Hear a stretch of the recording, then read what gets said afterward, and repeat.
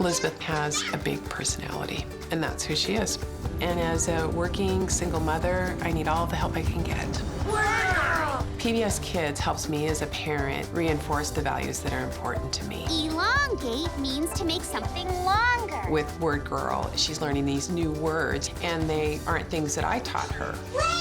It is just so welcome as a parent to be able to rely on PBS Kids, and I really value that.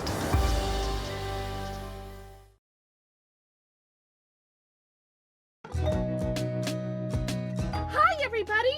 I'm Blueberry, and this is my Clubhouse, and this is my Periscope. Come on with me on a super fun adventure. Hey Blueberry, it's Chris over at Little Rock Zoo, and I heard that you're trying to come up with a name for your caterpillar. And here at the zoo we have hundreds of animals, and sometimes their personality helps us determine, if you watch them, to come up with a great name for them. I have some of our coolest animals, I think, here at the zoo, which is our poison dart frogs. So poison dart frogs actually come from the Amazon, and it's very important that we try to save the Amazon because it is being clear-cutted and destroyed very quickly. Now, poison dart frogs are just one of those small animals that live in this environment. And they are so unique because they come in every single color underneath the rainbow, and they're actually pretty small. Some frogs only get as big as maybe your parents' thumbnails, as to where some of the larger species can get upwards of 2 inches.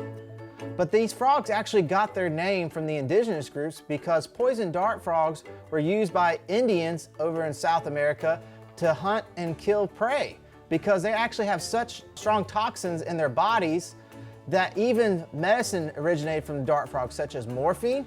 And one of the most toxic animals on the planet is actually a poison dart frog.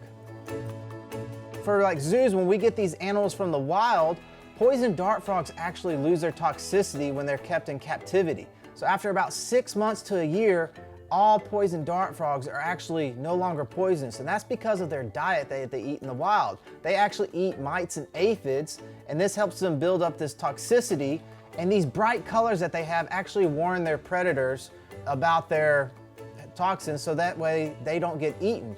And poison dart frogs only have one natural predator in the wild, and it is a snake that can actually handle their strong toxins and eat them. So these that we have here, these are actually bumblebee dart frogs, or Dendrobates leucomelis. And what's very cool about these guys is each individual one is very unique and different. Just like our thumbprint, these frogs all have a different pattern. There is no frog that looks just identically alike.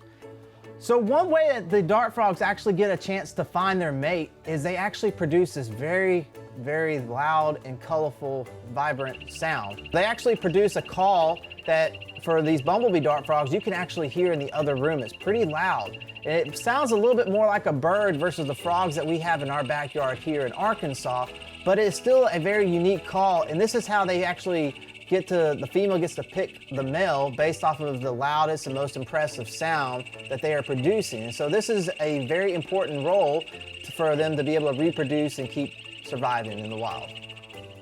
And what will happen as these guys reach into maturity, they will breed, they will lay eggs. Typically with these leucomelis, or the bumblebee dart frogs, they lay between 7 to 18 eggs at one time. And then after 7 to 10 days, they will turn into a tadpole. And then over the course of 3 months, they will go through this very important change in their life where they'll start to sprout legs. They actually change from having gills to lungs like we have. And then they morph out into this very beautiful, colorful frog that we have here. Hey Blueberry, I really hope you come up with a very good name for your caterpillar, but I think maybe Berry might be a very good name for it.